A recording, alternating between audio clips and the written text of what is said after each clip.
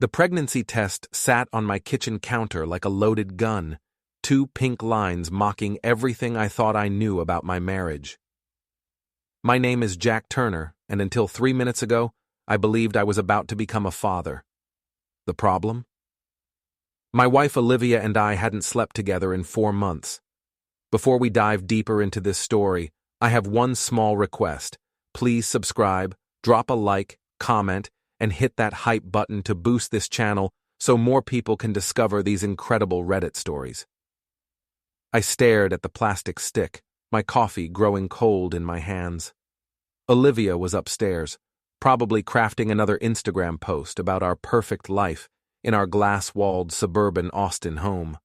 20,000 followers hung on her every filtered word, believing the fairy tale she sold them daily. If they only knew the truth. Jack? Olivia's voice drifted down from our bedroom. Can you bring me my phone charger? Sure, honey, I called back, slipping the test into my pocket. My voice sounded normal, but my heart was hammering against my ribs like a caged animal. I climbed the stairs slowly, each step giving me time to think. 4 months ago, Olivia had started her fitness journey with her yoga instructor, a smug real estate mogul named Miles Davidson. Suddenly, she was always at the gym, always busy, always somewhere else. Here you go, I said, handing her the charger. She didn't look up from her laptop, where she was editing photos of herself in designer workout clothes. Thanks, babe. Oh, by the way, I'm going to Tessa's tonight for book club. Book club. Right. The same book club that apparently met at different hotels around town based on the Uber receipts I'd found in her purse. Which book are you reading? I asked casually. She paused, fingers hovering over her keyboard. It's, that romance novel everyone's talking about. Sounds riveting. I turned to leave, then stopped. Oh, Olivia, I found something interesting in the bathroom. What? Now she looked up, blue eyes wide with what I was learning to recognize as guilt, not innocence. I pulled out the pregnancy test and set it on her vanity. Congratulations, we're having a baby. The color drained from her face so fast I thought she might faint. Jack, I was going to tell you. When? After book club? She stood up, wrapping her silk robe tighter around her body. Don't be sarcastic. This is wonderful news. We've been trying for so long. Have we? Because I distinctly remember you having headaches, being tired, or finding some other excuse every time I came near you. That's not fair. You know what's not fair, Olivia? Finding out your wife is pregnant when you haven't touched her since Valentine's Day. Her mouth opened and closed like a fish, gasping for air. You're being ridiculous. Of course it's yours. Who else would it be? I smiled then, a cold expression that made her take a step backward. That's exactly what I intend to find out. Pete Morrison, my colleague at Henderson Financial, nearly choked on his sandwich when I told him about the pregnancy test. Dude, are you serious? She's actually trying to pass off another guy's kid as yours? We were sitting in the break room of our downtown office, surrounded by the usual lunch crowd of analysts and accountants. Pete had been my best friend since college, the kind of guy who'd help you move a body without asking questions. The math doesn't add up, I said, pulling up my phone calendar. Look, I've been tracking our intimate encounters. Last time was February 14th. You track your sex life on your phone? That's either really organized or really depressing. Both, apparently, but if she's far enough along for a home test to detect it, we're talking at least 4 weeks, more likely 6. Pete whistled low. So, what are you going to do? I already called Dr. Martinez. I'm getting a paternity test done as soon as possible, but first I need proof of the affair. You thinking of hiring a PI? Already did. Rebecca Davis from Austin Investigations. She specializes in cheating spouses. Pete leaned back in his chair, studying my face. Jack, are you sure you want to go down this road? Sometimes ignorance really is bliss. Too late for that. Besides, you should see how she's been acting. Yesterday, she spent 2 hours taking selfies with prenatal vitamins, planning her big announcement to her followers. She's already picked out names and started a baby registry. Jesus. The worst part? She's actually excited about it. She thinks she's going to get away with it. My phone buzzed with a text from Olivia. At book club. Don't wait up. Love you. I showed Pete the message. Book club ends at 9. Want to bet she doesn't come home until after midnight? No bet. But Jack, when this all comes out, it's going to get ugly. Really ugly. I stood up, throwing away my untouched lunch. It's already ugly, Pete. I'm just evening the playing field. That evening, I sat in my home office, watching the security cameras I'd installed 6 months ago. Olivia thought they were for protection against break-ins. Really, they were for protection against my lying wife. At 11:47 p.m., an Uber pulled into our driveway. Olivia stumbled out, clearly having had more than a few drinks at her book club. She fumbled with her keys, dropped her purse, and nearly fell off her heels walking to the front door. I met her in the hallway, arms crossed. How was book club? Great. We had such good discussions about the book. Which book was that again? She blinked slowly, trying to focus. The one with the romance. Right, the romance book. What was the main character's name? Sarah. No, wait. Jennifer. It was definitely Jennifer. I nodded sympathetically. Sounds like you really dove deep into the material. You smell like expensive cologne, by the way. Must be a new perfume. Her hand flew to her neck. It's Tessa's new fragrance. She let me try it. Tessa wears Chanel No. 5. This smells like Tom Ford, very masculine. Olivia's eyes widened as she realized her mistake. I'm tired, Jack. Can we talk about this tomorrow? Sure. Sweet dreams, honey. Dream about your book. She practically ran up the stairs. I waited until I heard the bedroom door close, then pulled out my phone and called Rebecca Davis. It's Jack Turner. I need you to start surveillance tomorrow morning. Rebecca Davis was worth every penny of her $500 daily rate. Within a week, she'd compiled a portfolio that would make a divorce lawyer weep with joy. Photos of Olivia entering the Driscoll Hotel with Miles Davidson at 2 p.m. on a Tuesday. Video of them kissing in the parking lot of his real estate office. Credit card receipts showing she'd paid for lingerie at Victoria's Secret the same day she told me she was too tired for dinner. The best part? She was documenting everything herself on social media. Look at this, I told Pete, scrolling through Olivia's Instagram story. She posted this yesterday from yoga class. The photo showed her feet in designer sneakers with the caption, Namaste in bed all day. Self-care, blessed. In the background, barely visible, was a pair of men's dress shoes. She's not even trying to hide it, Pete said, shaking his head. Why would she? She thinks I'm a complete idiot.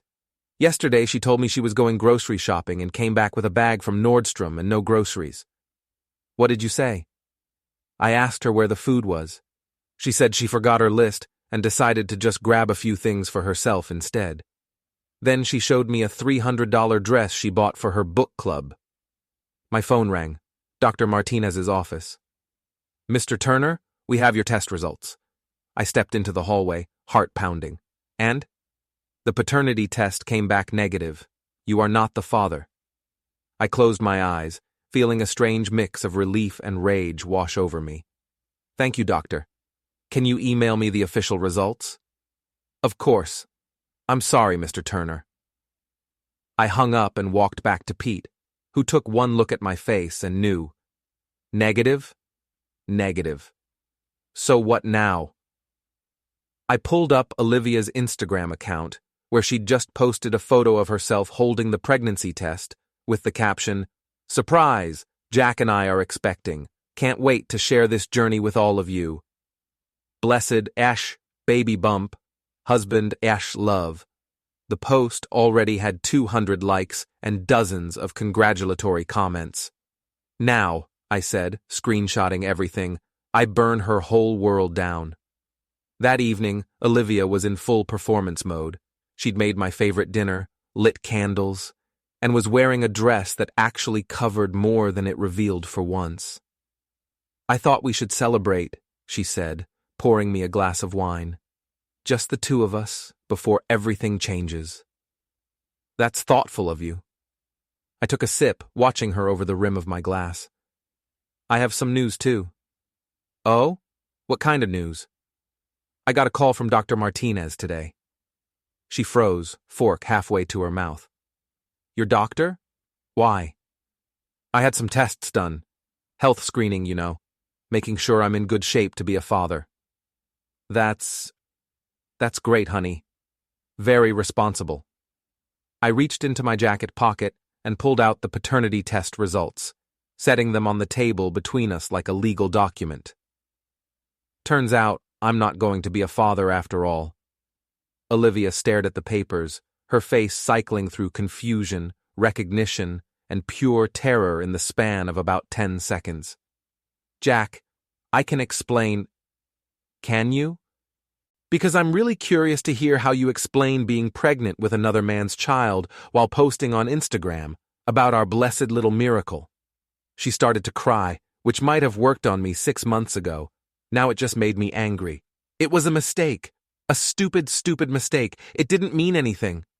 Which part was the mistake, Olivia? Sleeping with Miles or getting caught?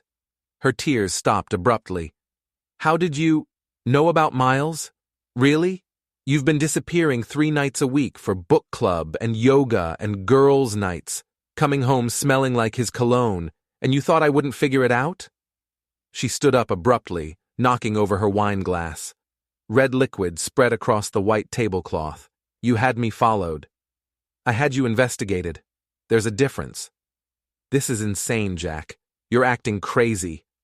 I laughed, a sound with no humor in it. "I'm acting crazy? You're carrying another man's child and trying to trick me into raising it, but I'm the crazy one? People make mistakes. Mistakes are forgetting to pick up milk or missing an anniversary. This is betrayal, Olivia. This is fraud."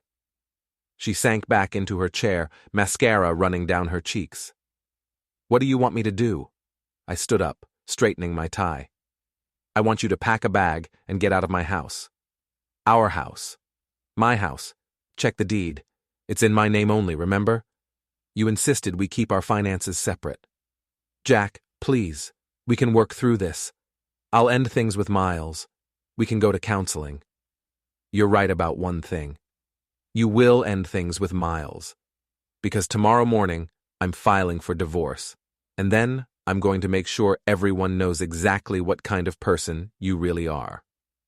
I filed for divorce at 9 a.m. sharp, just as the Travis County Clerk's office opened.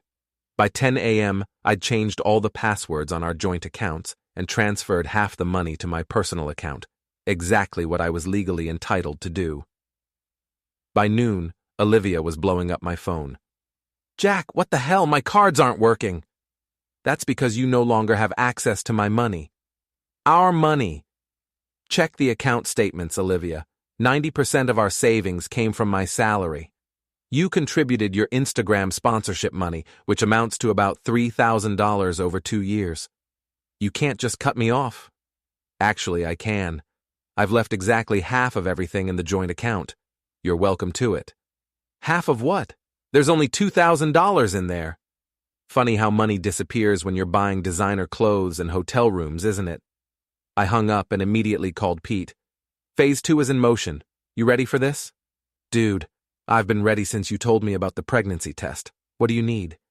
"I need you to help me move some furniture this weekend. Olivia's going to be staying at her friend Rachel's place for a while." "She agreed to move out?" "She didn't have much choice. I showed her the paternity test and the photos Rebecca took. She's trying to salvage what's left of her reputation." That evening, I was working in my home office when I heard a car pull into the driveway. Through the window, I watched Miles Davidson climb out of his silver BMW, straightening his tie like he was preparing for a business meeting. I met him at the front door before he could ring the bell. "Miles!"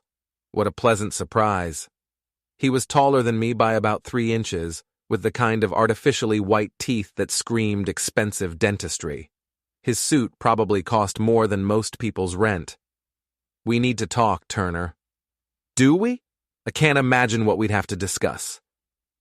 You know exactly what this is about. Olivia told me you're being unreasonable about the divorce. I stepped out onto the porch, closing the door behind me. Unreasonable?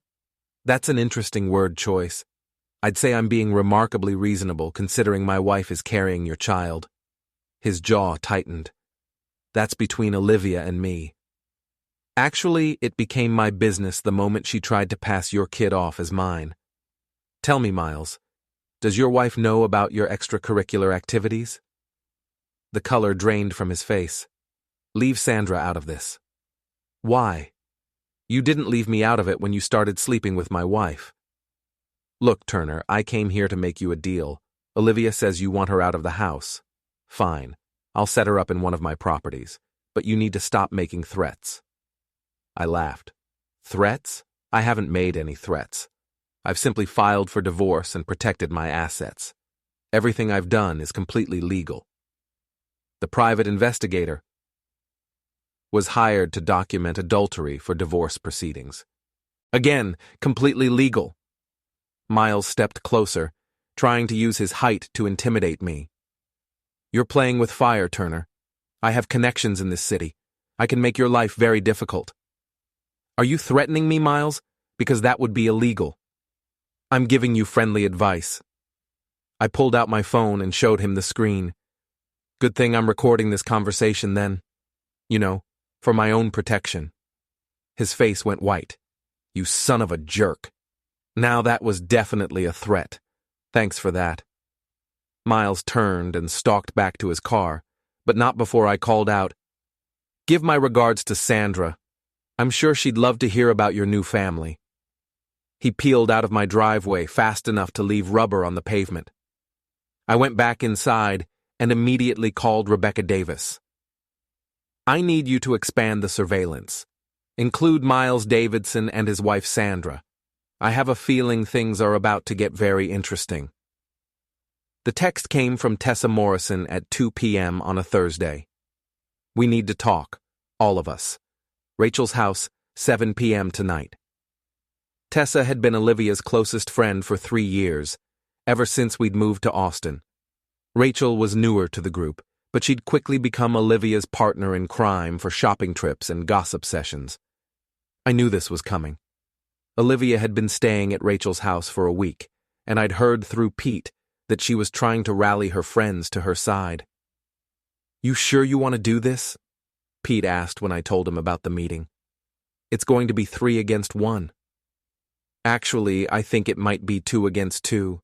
Tessa's been asking a lot of questions about Olivia's story. What kind of questions? The kind that suggests she's not buying the Jack is being unreasonable narrative. Rachel lived in a trendy condo downtown, the kind of place that looked expensive but was really just overpriced. I parked on the street and took a deep breath before heading up to the 3rd floor. Tessa answered the door. She was a small woman with short red hair and the kind of sharp eyes that missed nothing. Jack, thanks for coming. Thanks for inviting me. The living room was set up like a tribunal. Olivia sat on the couch looking pale and fragile in a white sundress that emphasized her growing bump. Rachel flanked her on the left, arms crossed and expression hostile. Tessa took a seat across from them, leaving me the chair that put me directly in Olivia's line of sight.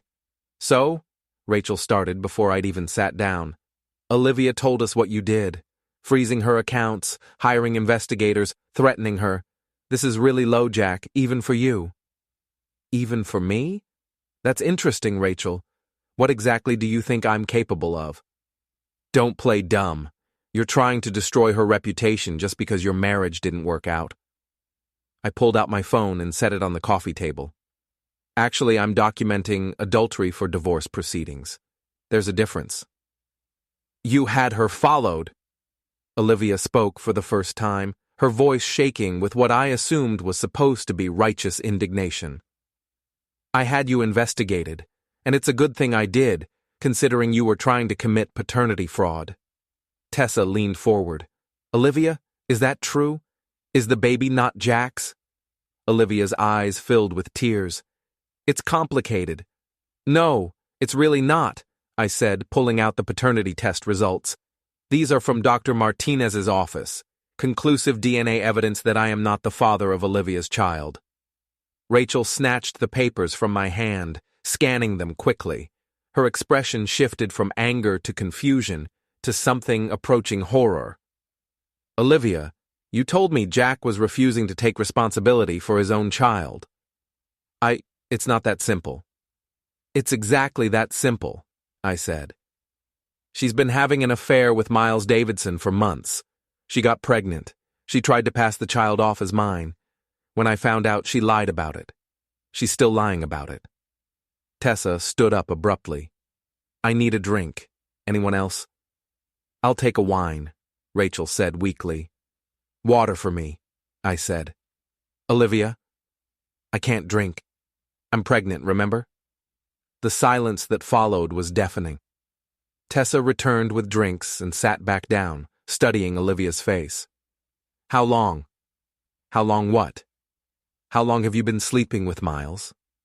Olivia looked at Rachel, then at me, then back at Tessa. It wasn't supposed to happen. We were just friends at first. How long, Olivia? Since January. Rachel nearly choked on her wine. January? But you and Jack were trying for a baby.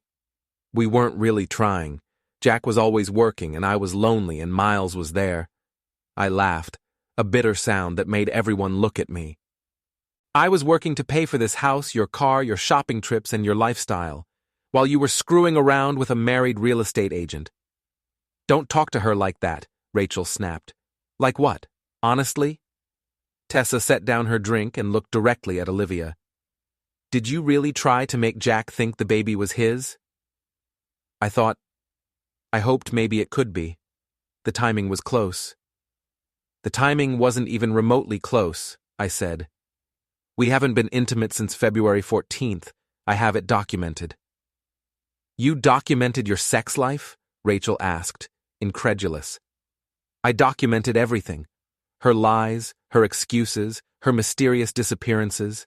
Thank God I did, or I'd be paying child support for another man's kid for the next 18 years. Tessa stood up again, this time walking to the window. Olivia, I asked you directly if you were having an affair. You looked me in the eye and said no. I was scared. You were lying.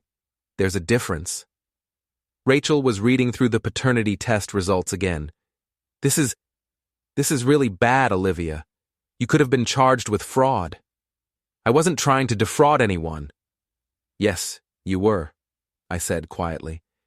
You were trying to defraud me, the court system, and the state of Texas. Paternity fraud is a felony.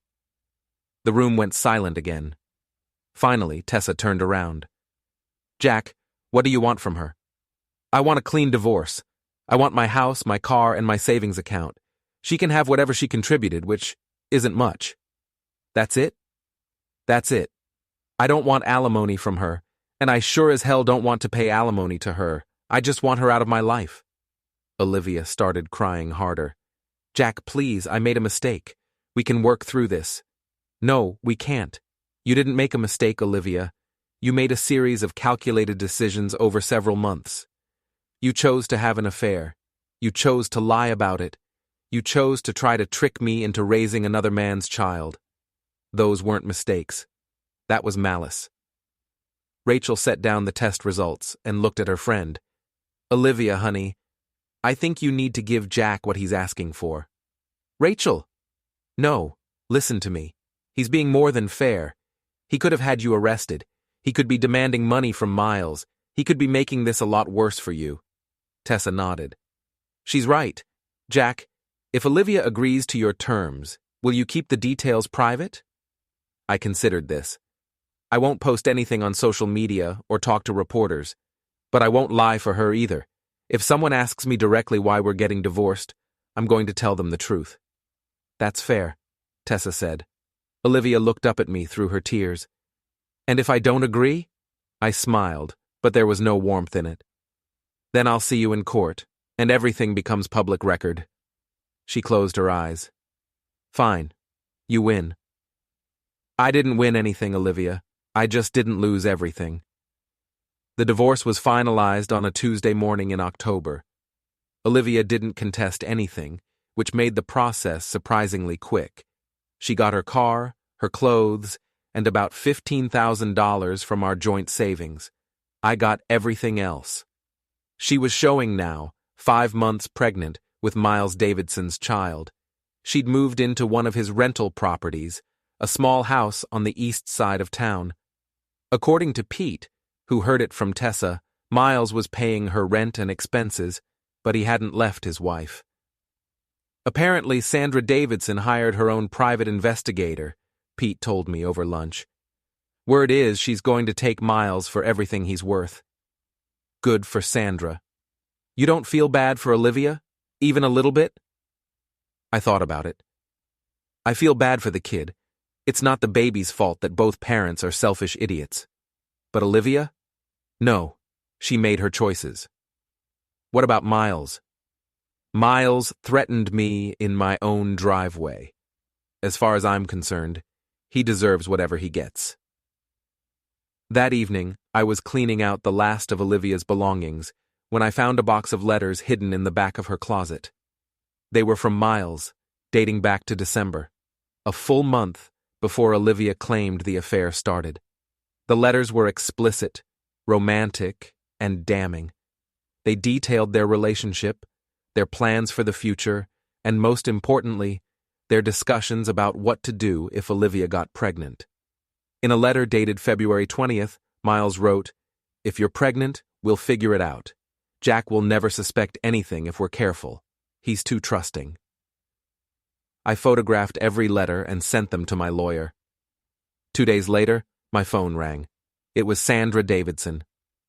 "Mr. Turner? This is Sandra Davidson. I think we should meet."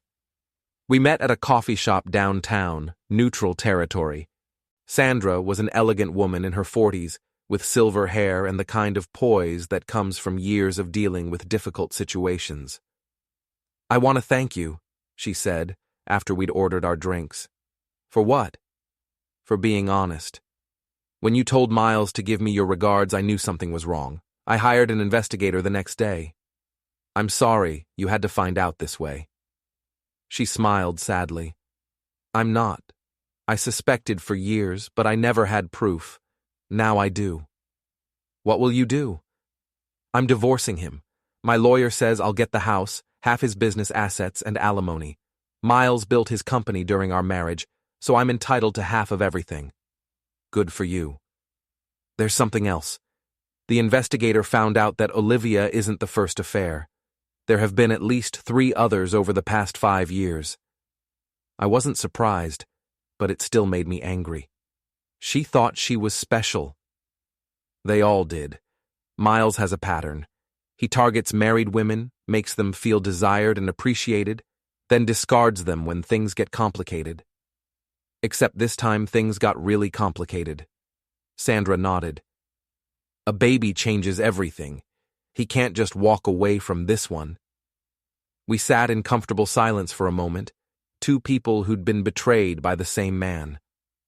"What's Olivia doing now?" Sandra asked. "Last I heard, she was trying to start a mommy blog, something about single motherhood and finding strength in adversity." "That's rich, considering she's the one who created the adversity." "Yeah, well, she always was good at rewriting history." Sandra finished her coffee and stood up. "Take care of yourself, Jack. And thank you again. You saved me from wasting any more years on a man who was never going to change." After she left, I sat in the coffee shop for another hour, thinking about the past year. I'd lost a wife, but I'd gained something more valuable, the truth about who she really was. 6 months after the divorce was finalized, I ran into Tessa at the grocery store. She looked uncomfortable when she saw me, which wasn't unusual. Most of Olivia's friends had chosen sides, and I wasn't surprised that I'd ended up on the losing team. "Jack, hi." "Hey Tessa, how are you?" "Good. Fine, you look well." I did look well. I'd lost 15 pounds, started running again, and bought some new clothes. The stress of the divorce had been replaced by the relief of freedom. Thanks. How's everyone doing? She shifted uncomfortably. Everyone's fine. Rachel's engaged. I started a new job. And Olivia? Tessa's expression darkened. Olivia is... Olivia. That bad? She looked around to make sure we weren't being overheard. She had the baby, a boy. She named him Jackson. I felt like I'd been punched in the stomach. She named him after me? She's telling people you abandoned her when she got pregnant, that you refused to take responsibility for your son. The anger I thought I'd moved past came roaring back. She's telling people the baby is mine? Not directly, but she's not correcting anyone who assumes it. Jesus Christ. Jack, I'm sorry. I tried to tell people the truth, but she's very convincing when she wants to be. I pulled out my phone and started scrolling through social media. Sure enough, Olivia's Instagram was full of photos of her with a baby boy, with captions like, "My little miracle," and "Single mom life is hard but worth it," and "Some men just can't handle real responsibility." She's got 15,000 new followers, Tessa said quietly. Her mommy blog is taking off. She's getting sponsorship deals. Based on a lie. Based on a lie about you. I closed my eyes, feeling the familiar rage building in my chest. What about Miles? What about him? Is he involved with the baby? Tessa shook her head. Sandra took him for everything. He had to sell his business to pay the divorce settlement. Last I heard, he moved to Dallas to start over. So he just abandoned them. Completely. Olivia tried to get child support, but his lawyer argued that since she was married to you when she got pregnant, you were the legal father. But the paternity test doesn't matter in Texas if you were married when the child was conceived. You'd have to go to court to contest paternity, and that would require acknowledging the child exists. I stared at her. So legally, I'm the father of a child that isn't mine, and my ex-wife is using that to build a career as a social media influencer. I'm sorry, Jack. I thought you should know. That night, I called my lawyer. Jim, it's Jack Turner. I need to ask you about paternity law in Texas. What's going on, Jack? I explained the situation. Jim listened without interrupting, which told me he was taking notes. Okay, he said when I finished. Here's the situation. In Texas, if a child is born during a marriage, the husband is presumed to be the father, regardless of biology. You can contest this, but you have to do it within 4 years of the child's birth. And if I contest it? You'd have to prove you're not the father, which you can do with the DNA test you already have. But Jack, if you do this, it becomes public record. Everyone will know about Olivia's affair. Good. Are you sure? This will destroy her reputation completely. She'll lose her followers, her sponsorships, everything. I thought about the photos on Instagram, the lies she was telling, the way she was profiting from her betrayal. Jim, she's committed fraud. She's lying to thousands of people and making money from it. She's destroying my reputation to build her own career. I understand. But this is nuclear, Jack. Once we file these papers, there's no going back. Then let's go nuclear. The court filing made the local news within 24 hours. Local man contests paternity of ex-wife's child, claims fraud, was the headline in the Austin American-Statesman. The story included details from the court documents, the timeline of the affair, the paternity test results, and Olivia's attempts to pass off another man's child as mine. Her Instagram account went private immediately, but it was too late. Screenshots of her posts were already circulating on local Facebook groups and Twitter. The mommy blog disappeared overnight. Pete called me the morning the story broke. Dude, you're trending on Austin Twitter. Is that good or bad? Depends on your perspective. Most people are calling Olivia a fraud and a liar. But there are some people saying you should have just let it go. Let what go? Let her destroy my reputation while she profits from lying about me? I'm not disagreeing with you. I'm just saying it's getting a lot of attention. The attention was exactly what I wanted. By the end of the week, 3 different news outlets had picked up the story. Olivia's sponsorship deals were canceled. Her follower count dropped by 60%. The court hearing was scheduled for the following month. The courtroom was packed. I hadn't expected media attention, but apparently the story had struck a nerve. The local news stations were there, along with reporters from 2 newspapers and what looked like half the neighborhood gossips in Austin. Olivia sat at the plaintiff's table with her lawyer, a young woman who looked like she'd rather be anywhere else. Olivia had lost weight since having the baby, and she looked pale and fragile in a conservative blue dress. My lawyer, Jim Martinez, was a veteran of family court who'd seen every trick in the book. He'd prepared me for what was coming. "She's going to try to make you look like the villain," he'd warned me. "Her lawyer will argue that you're a deadbeat dad who's trying to escape responsibility for your child. But we have the DNA test." "We do, and that's all we need. But be prepared for her to get emotional." He was right. Olivia's lawyer spent 20 minutes painting me as a vindictive ex-husband who was trying to destroy an innocent woman and her child. "Your Honor," she said, "Mr. Turner is using a technicality to avoid paying child support for a child who knows him as daddy. This is about money, not truth." When it was Jim's turn, he was methodical and devastating. "Your Honor, we have conclusive DNA evidence that Mr. Turner is not the biological father of this child. We also have documented evidence of Mrs. Turner's affair with Miles Davidson, including love letters that clearly establish the timeline of their relationship." He presented the letters I'd found, the private investigator's photos, and the paternity test results.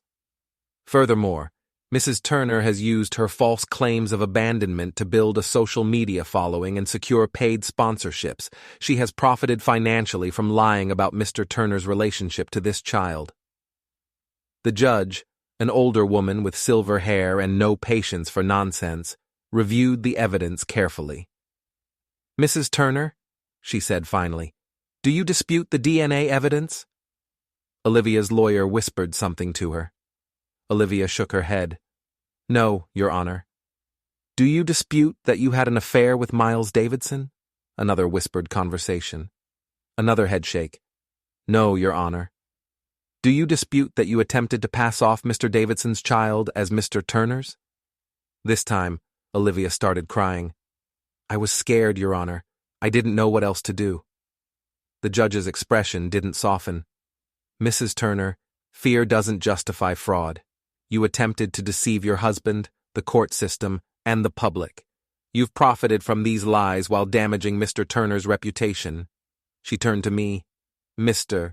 Turner, the court finds that you are not the biological father of Jackson Davidson Turner. You have no legal obligation to this child. Furthermore, the court finds that Mrs. Turner's actions constitute fraud and defamation." The gavel came down with a sharp crack. "Case dismissed." Outside the courthouse, reporters surrounded both of us. Olivia's lawyer hustled her toward a waiting car, but the questions followed them. "Mrs. Turner, do you have any comment on the judge's ruling?" "Mrs. Turner, will you be returning the money you made from your sponsorship deals?" "Mrs. Turner, have you heard from Miles Davidson since the baby was born?" I gave a brief statement to the press. I'm grateful that the truth has finally come out. I wish Olivia and her son well, but I'm ready to move on with my life. That evening, Pete came over with a bottle of champagne. "So how does it feel to be vindicated?" I thought about it. Empty, mostly. I didn't win anything. I just stopped losing. "You got your reputation back." "I got the truth out there. Whether that translates to getting my reputation back remains to be seen." We drank the champagne and watched the news coverage. The story was the lead item on 2 local stations. "What do you think Olivia will do now?" Pete asked. "I don't know. Start over somewhere else probably. Change her name. Hope people forget." "And Miles?" "Miles is someone else's problem now." My phone buzzed with a text from an unknown number. "You destroyed my life." I showed it to Pete. "Olivia?" "Probably." I deleted the message without responding. "You know what the crazy thing is?" I said. If she'd just been honest from the beginning, this all could have been avoided. I would have been hurt, but I wouldn't have tried to destroy her. She made her choice. She made a lot of choices, all of them bad. The next morning, I woke up to find that Olivia's Instagram account had been deleted entirely. Her mommy blog was gone. Her Twitter account was suspended. She'd disappeared from social media completely. I felt a moment of something that might have been pity, but it passed quickly. She'd brought this on herself. 3 days later, Tessa called me. "Jack, it's Tessa. I wanted to let you know that Olivia left town. She and the baby are gone." "Where did she go?" "I don't know. She didn't tell anyone. She just packed up and disappeared." "What about her lease?" "She broke it. Lost her deposit and everything." I felt a strange mix of relief and sadness. "Is she okay? The baby?" "As far as I know. She left a note saying she needed a fresh start." "That's probably for the best." "Jack, I owe you an apology. When all this started, I thought you were being vindictive. I didn't understand how badly she'd betrayed you. You were being a good friend to her. I was being a naive friend. There's a difference." After I hung up, I sat in my kitchen, looking around at the house that was finally, completely mine. It was quiet, in a way it hadn't been in years. For the first time since I'd found that pregnancy test, I felt peace. Epilogue. 6 months later. I was having dinner with Sandra Davidson when she told me the news. "Miles is back in town," she said, cutting into her steak. "He's working for a property management company, quite a step down from owning his own business. How do you feel about that?" "Honestly, I don't feel anything. He's not my problem anymore." We'd been having dinner once a month since the divorce proceedings ended. It wasn't romantic. We were both too damaged for that. But it was comfortable. We understood each other. "Have you heard anything about Olivia?" she asked. "Nothing. It's like she vanished." "That's probably for the best." "Probably." My phone buzzed with a notification. Someone had tagged me in a Facebook post. I glanced at it and nearly choked on my wine. It was a photo of Olivia holding a baby, standing in front of what looked like a small-town diner. She was smiling, but she looked tired. Older. The caption read, "New life, new beginning. Sometimes you have to lose everything to find yourself." Someone had commented, "Isn't this the woman from Austin who lied about her baby daddy?" Another comment, "Yeah, saw her on the news. Crazy story." I showed the post to Sandra. "Well, I guess she didn't disappear completely. She looks different. She looks like someone who got caught." I put my phone away and finished my dinner.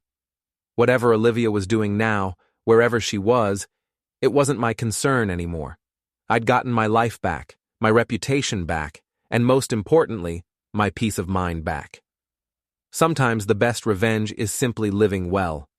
But sometimes, the best revenge is making sure the truth comes out. In my case, I got both.